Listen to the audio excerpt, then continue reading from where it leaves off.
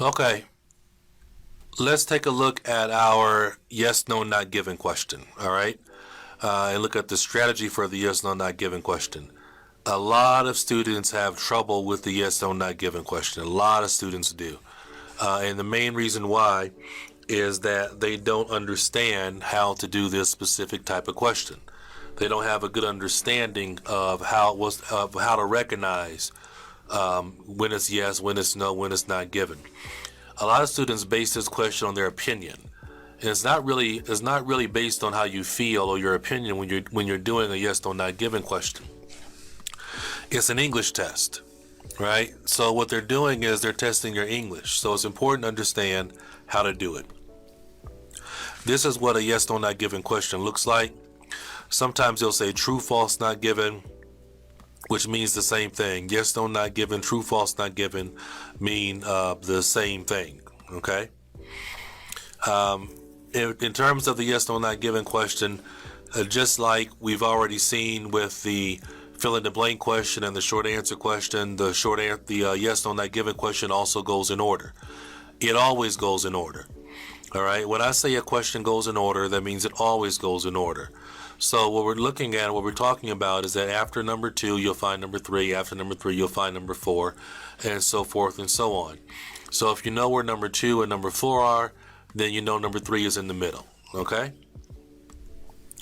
Now, in terms of the yes, no, not given question strategy, the first thing we want to do is we want to examine the questions and quickly decide which ones are the easiest to do first. That's really important because that's going to make you more efficient. And that's also smart because you know the questions go in order. So for example, when we're looking at some of these questions here, like number 22 would be easy to find because of Pelagos Institute in 1998. Also, number 24 will be easy to find because of Rosemary Gales. So if we start with number 22 and we have Rosemary Gales right here for 24. We have Pelagos Institute right here for number 22. Let's pretend as if 23 was just a basic question and didn't have Greece in it. If we know where 22 is and we know where 24 is, then we know number 23 is in the middle. All right, and we know that 25 and 26 are after 24. So it helps you in terms of lining up your questions. After you've discovered the order that you're going to use in terms of which ones are easiest to do first, you want to look at the question and then choose the keywords from the question. As you already know, these keywords are going to be your primary subject, object, and your verb.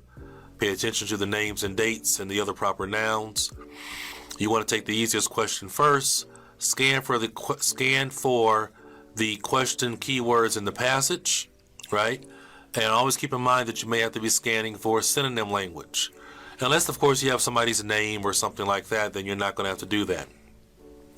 And then the next step is that we have to be able to compare the two sentences. That's what you have to do. Compare the two sentences. There used to be a step 4, but we took that out. It was irrelevant. We have to compare the two sentences. That's what you're really doing with a yes, no, not given question. With a yes, no, not given question, what you're doing is you are comparing two sentences. That's what you're doing. Comparing two sentences. All right, so when we're talking about how to answer for a yes, no, not given question, it's very important to understand what are they testing? What are they asking you to do? You have to compare two sentences by looking at the subject, object, and what I call the limiting language. Limiting language means the adjective, adverbs, verbs. Extreme language means never, always, only, language like that. And what you're doing is you're comparing two sentences. You're comparing the language of two sentences, right? That's what you're doing here. That's what they're asking you to do because it's an English test. And this is a great way to test your English. Great way to test your English. Where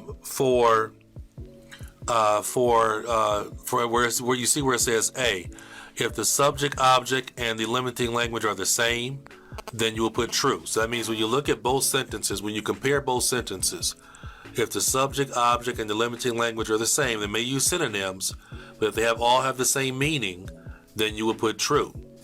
If the subject, object, or limiting language are different, changed, or opposite, then you will put false.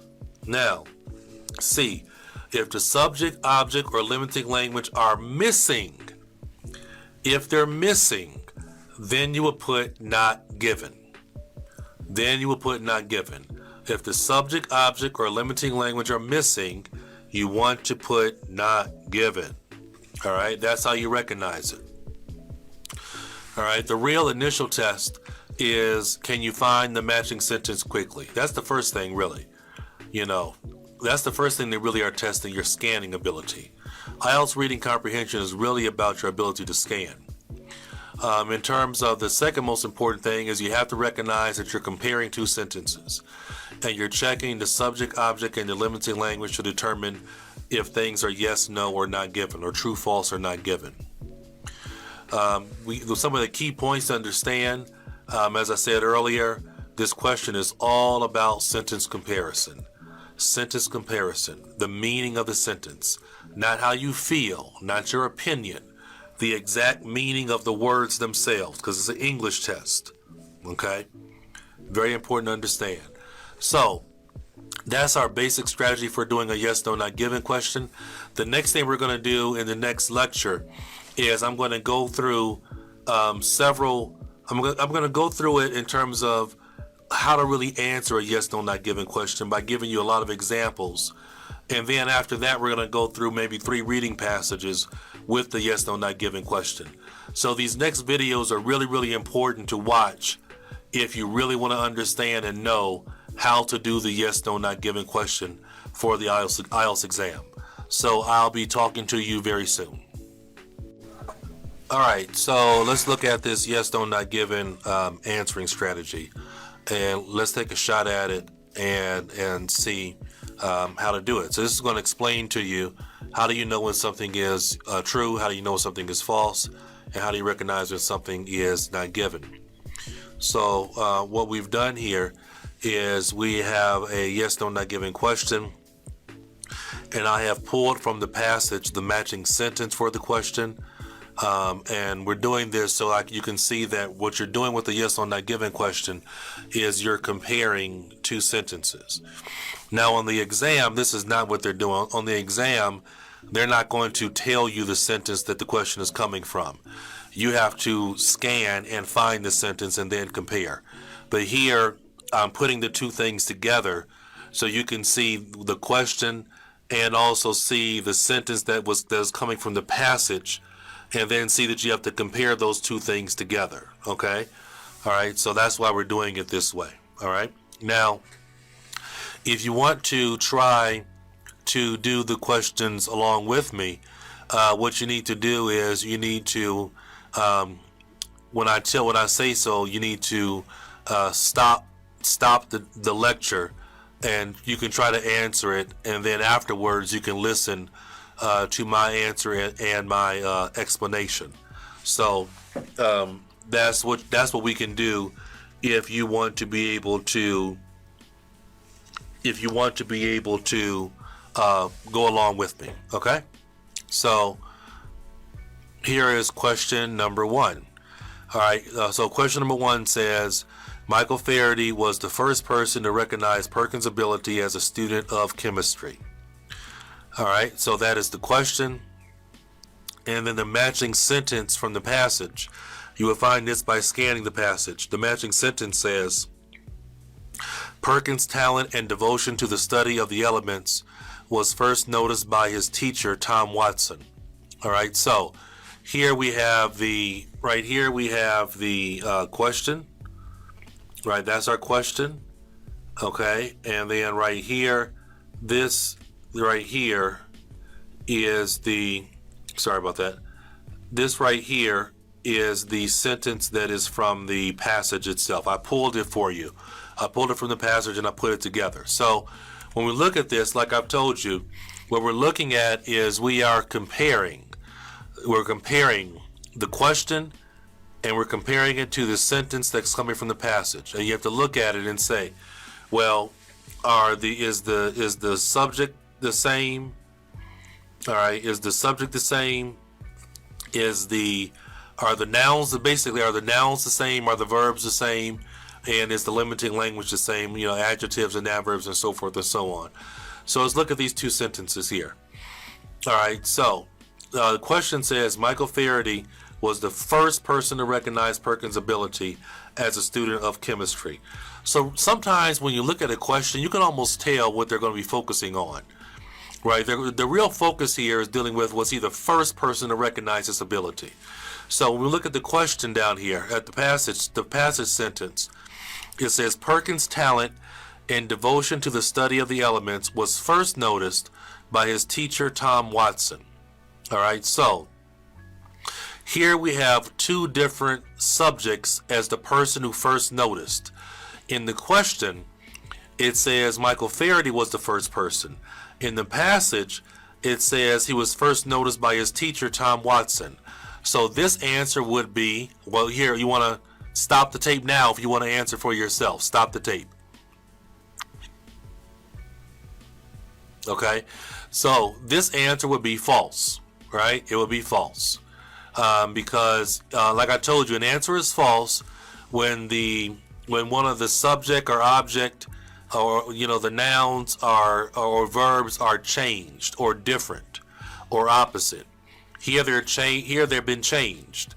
The question says Michael Faraday was the first person. The passage sentence says that Tom Watson was the first person. So that's an example of false because it was changed. The names were changed. Question number 2. Question says Michael Faraday suggested that Perkins enroll at the Royal College of Chemistry. Here is the matching passage sentence. You would find this, of course, by scanning the passage and looking for it. All right, so Michael Faraday suggested that Perkins enroll at the Royal College of Chemistry. The sentence from the passage, it says, the young chemist Perkins became very excited after hearing speeches and decided to attend the Royal College of Chemistry. All right, so we have to look, when we're doing a comparison of the two sentences, when you're comparing the question and you're comparing the sentence in the passage, you're looking at the question. And saying, is all the information here true? Are the nouns and verbs and adjectives and adverbs true? Is something changed in the question? That will be false. Is something missing?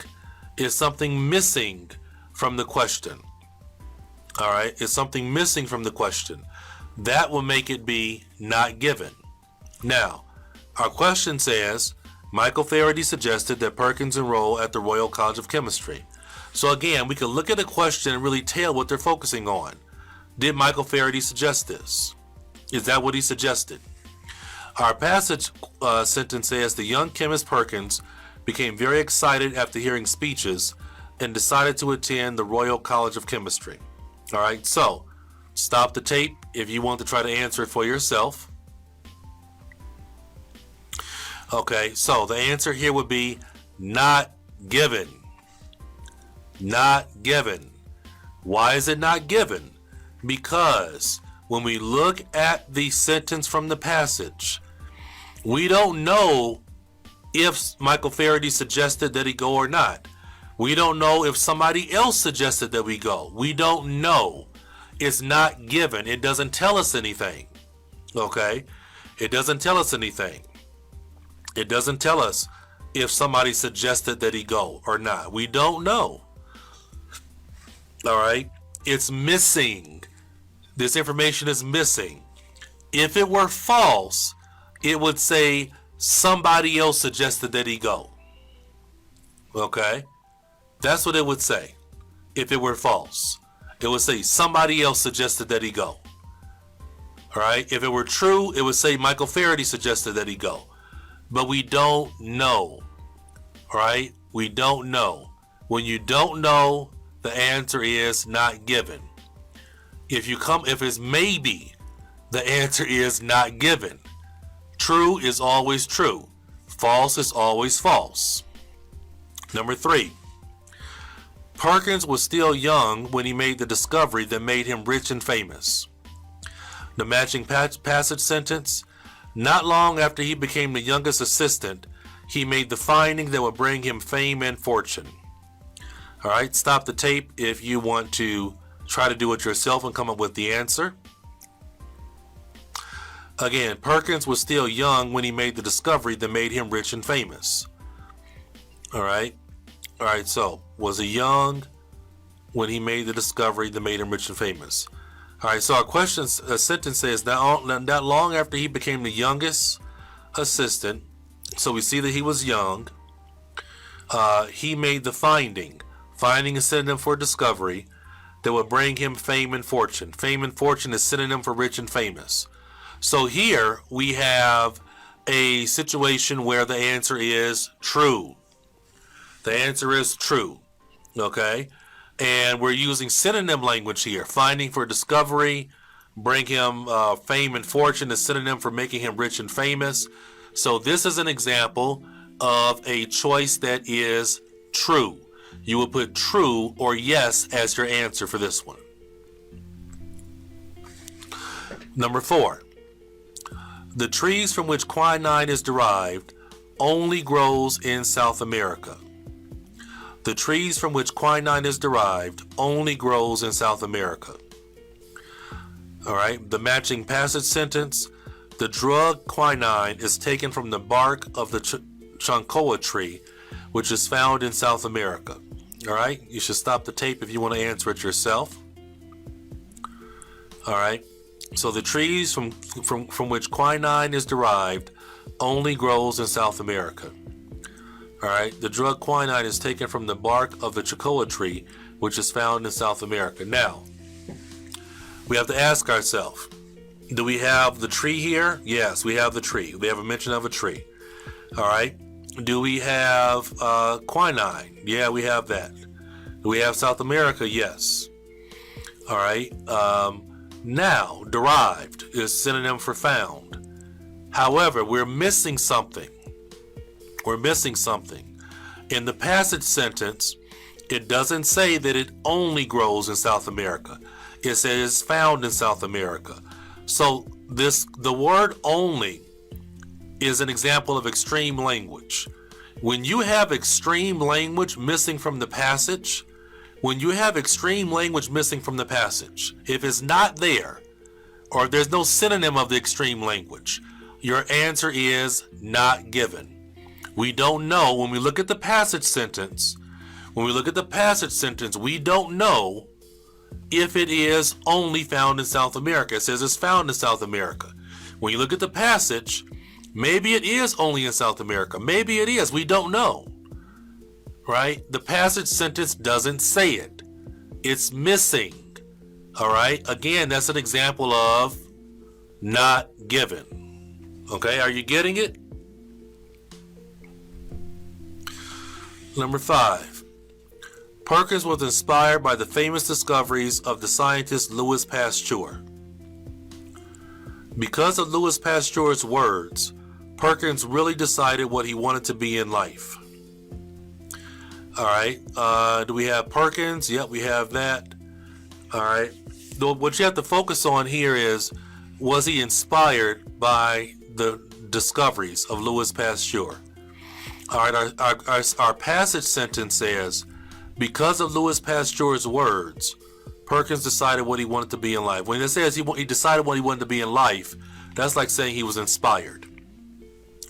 Our question says he was inspired by the famous discoveries. Our passage says because of his words. So here is an example of false.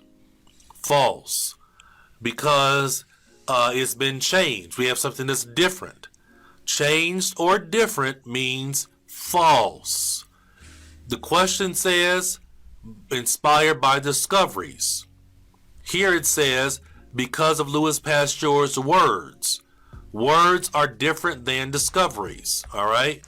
So if one sentence says he was inspired by the discoveries, but the passage says that it was because of the man's words, then here we have an example of false.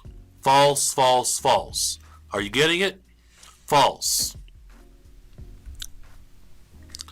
Question 6.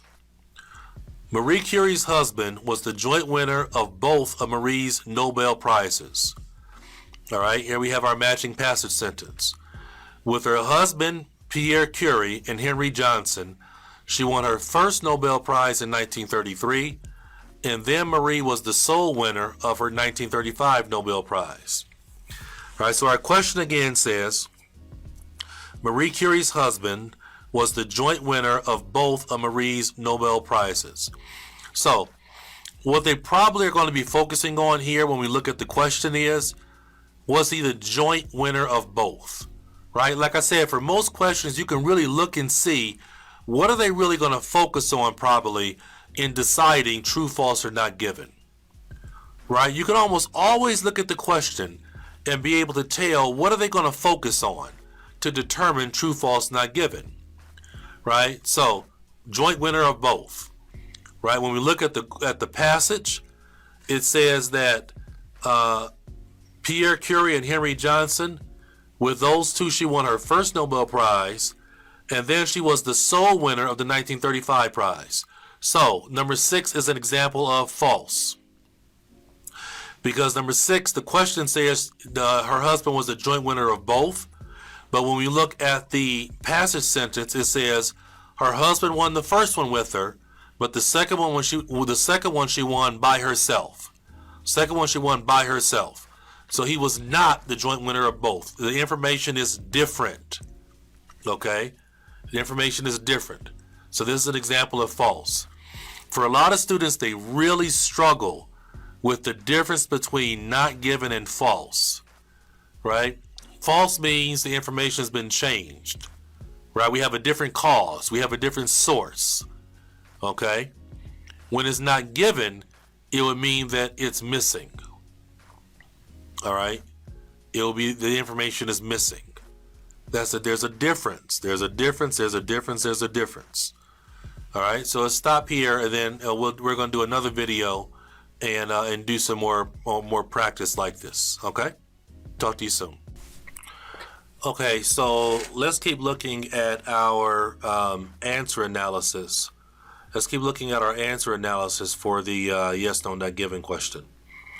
All right, so for question number 7, it says Marie became interested in science when she was a child. And then our matching passage sentence that we scanned and looked for and we pulled from the passage, it says that from childhood, Marie was a remarkable student, and as a result, she won many prizes during her secondary education. Right? So, in the question, what we really are focusing on, we see Marie, we see childhood. So really what we're focusing on is, did she become interested in science? Right? Did she become interested in science?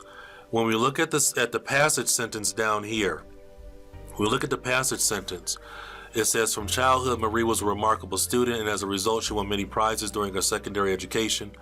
The answer here will be not given. We don't know if she became interested in science. Maybe she did. Maybe she did. Maybe she didn't. But like I told you, if you come down to it and the answer is maybe, right? If it's maybe, that is not given. Maybe is not true, right? Maybe is never true, right? If you ask me a question, you say, Keno, do you want to go to the movies? Maybe, right? You can't say that's true. You can't say it's false. I didn't give you an answer basically. I said maybe. You don't know. Okay? Right? It's not given. Okay? And you can't, these are not inference questions. So you can't say, well, it says secondary education, and that could mean science. No. If it's maybe, could be, then your answer is not given. If this were true, it would say that she won prizes for biology and chemistry. All right, that would be true. If it were false, it would say that she began to like history when she was a child.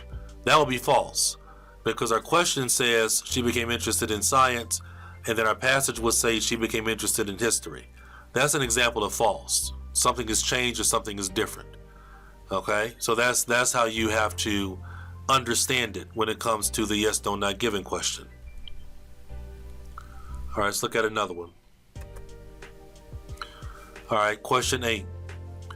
Marie stopped doing research for several years after her children were born. And the matching passage sentence, the birth of Glenda and Dora did not interrupt the findings that Marie made. Okay, so we scan the passage, we look at the question, and our keywords from the question were Maria. We see Marie everywhere, but research, and then children were being born. So that's the information that I used from the question to find the matching sentence. And then when I saw this sentence here, it says the birth of Glenda and Dora, that means children were born. And then I see findings.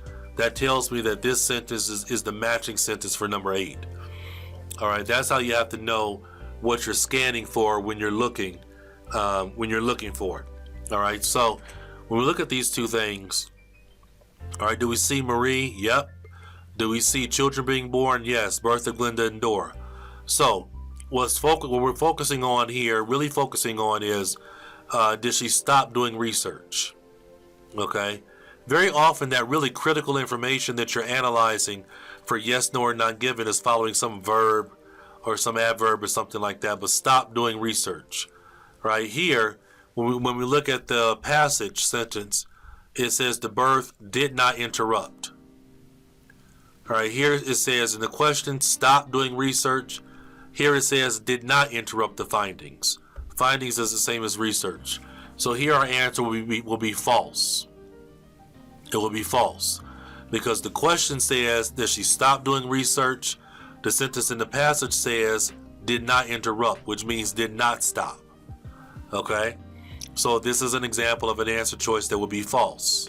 All right, it's been changed. It's different. It's opposite. Change, different, opposite means false. Number 9. Marie's sister Branya studied the medical uses of radioactivity. And our matching passage sentence, Marie became very attached to the work being done at the Warsaw Radium Institute, where her sister Branya was the director. All right. Marie's sister Branya studied the medical uses of radioactivity. That's the question.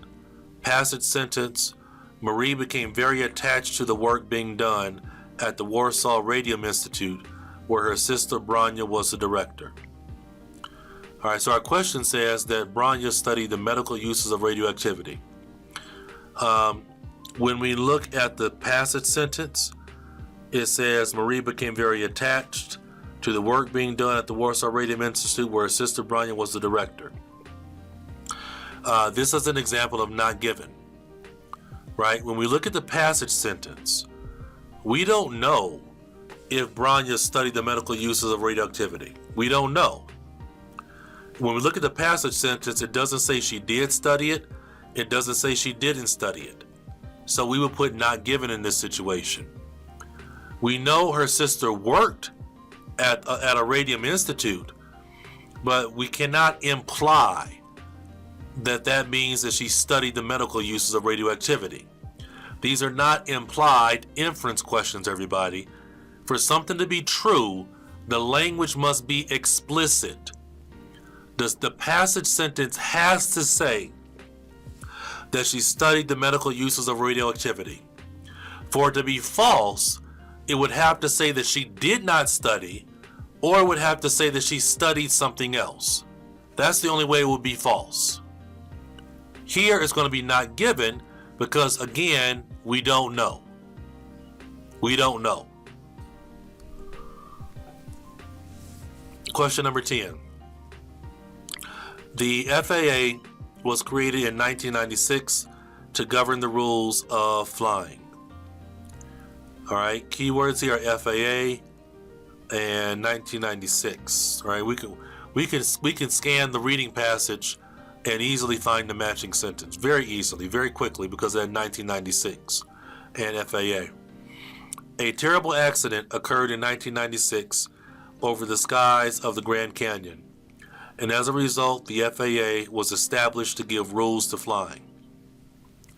A terrible accident occurred in 1996 over the skies of the Grand Canyon, and as a result, the FAA was established. So our passage sentence says that the FAA was established because of an accident. All right. A terrible accident occurred in 1996, and as a result, the FAA was established. All right. In our sentence, it says the FAA was created in 1996 to govern the rules of flying. All right. So, what do you think the answer is here? What do you think the answer is here?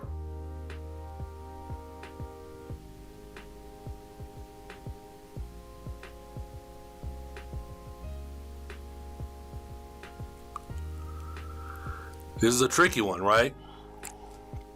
This is a tricky one. Very, very tricky. All right, so what I want you to do is think about it in terms of this and send me a message and let me know what you think your answer is to question number 10, and I'll tell you if you were right or wrong. Okay? And so that's a tricky one. I'll talk to you soon, and thanks a lot. We're now going to go over some examples from reading passages for the yes, no, not given question, so I can show you how you would scan for the sentence and then do the comparison. Okay? So I'll talk to you soon.